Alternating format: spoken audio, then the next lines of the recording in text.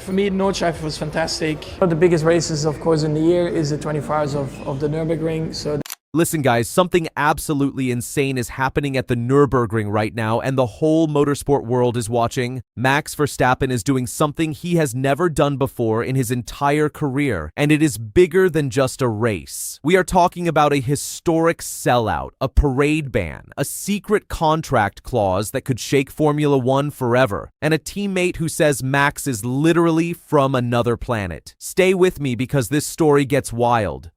But before, if you want more updates and news on Max, then hit that like button and subscribe for more breakdowns. The qualifying story, Thursday P3.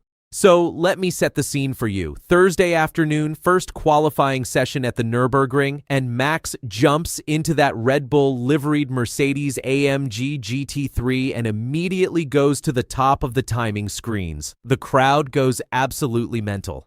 But then, with about 30 minutes left, the windward Mercedes snatches first place, and the row BMW sneaks into second, pushing Max back to third.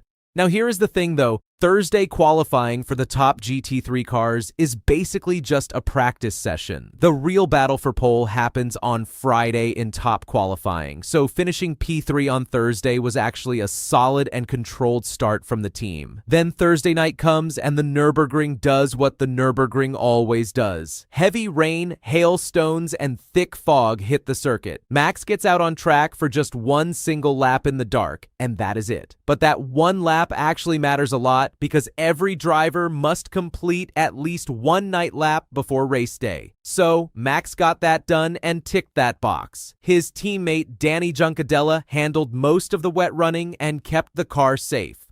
Smart team management from the very start. Friday, top qualifying in P5. Now today, Friday, May 15th, is where the real pressure kicks in.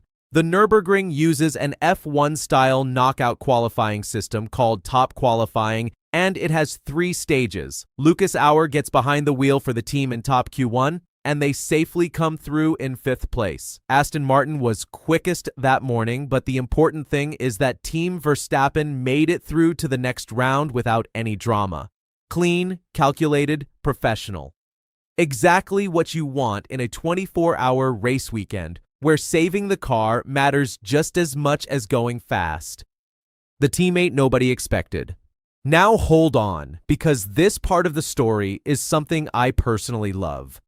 Everyone talks about Max the F1 champion, Max the fierce competitor, Max the guy who destroys his teammates in Formula One. But at the Nürburgring, his teammate Jules Gounon is telling a completely different story. Gounon is not some rookie either. This guy has won the Spa 24 Hours twice and is a serious endurance racing expert. So when he speaks about Max, you really have to listen. Gounon said that from the very first test they did together in Estoril, he immediately understood that Max is coming from another planet in the best possible way. He said Max is fast, open, humble, with zero ego, and that he is exactly the kind of teammate you dream of in endurance racing because you spend so long sharing a car that a bad atmosphere destroys everything. Coming from someone like Gounon, that tells you a lot about who Max really is behind the helmet, the parade ban, and the historic sellout.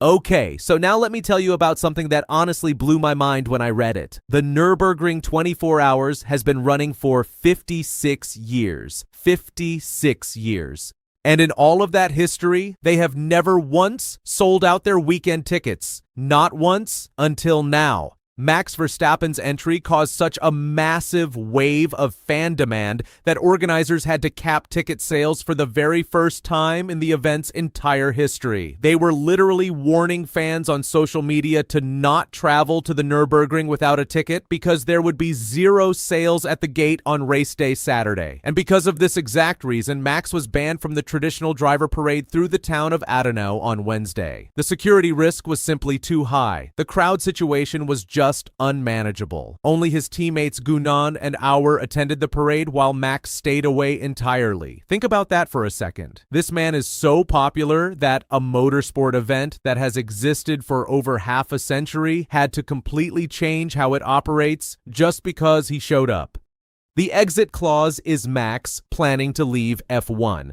Now, this is where things get really interesting, and this might be the most important angle of this entire weekend. You see, Max Verstappen is contracted to Red Bull until 2028. But buried inside that contract is a very specific exit clause. If Max is not inside the top 2 of the Formula One, he is legally allowed to walk away from Red Bull between. And right now, he is sitting nowhere near the top 2. So here is the question that everyone in the paddock is quietly asking.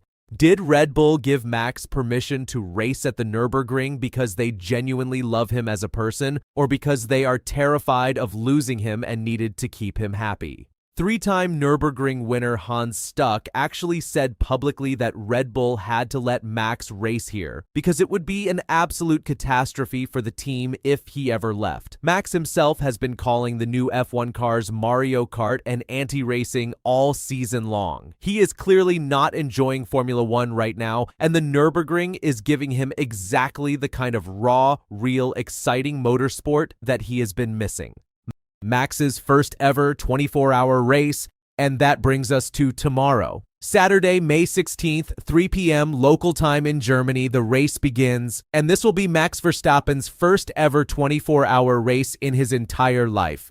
He has said himself that his goal is simple. He wants to win. Not just finish, not just survive. He wants to win on his debut. The night racing especially is something he described as probably the best feeling he will experience all weekend. The team on paper looks genuinely strong.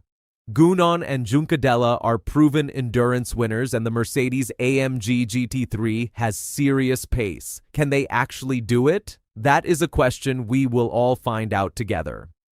Canada is next week. So, to wrap this whole thing up, what a weekend this has already been before the race even starts. Max went P3 on Thursday, P5 in top Q1 on Friday. His teammate called him a guy from another planet. The event sold out for the first time in 56 years. He got banned from the parade because the fans are just too intense, and his F1 future is hanging on a contract clause that could fire up at any moment.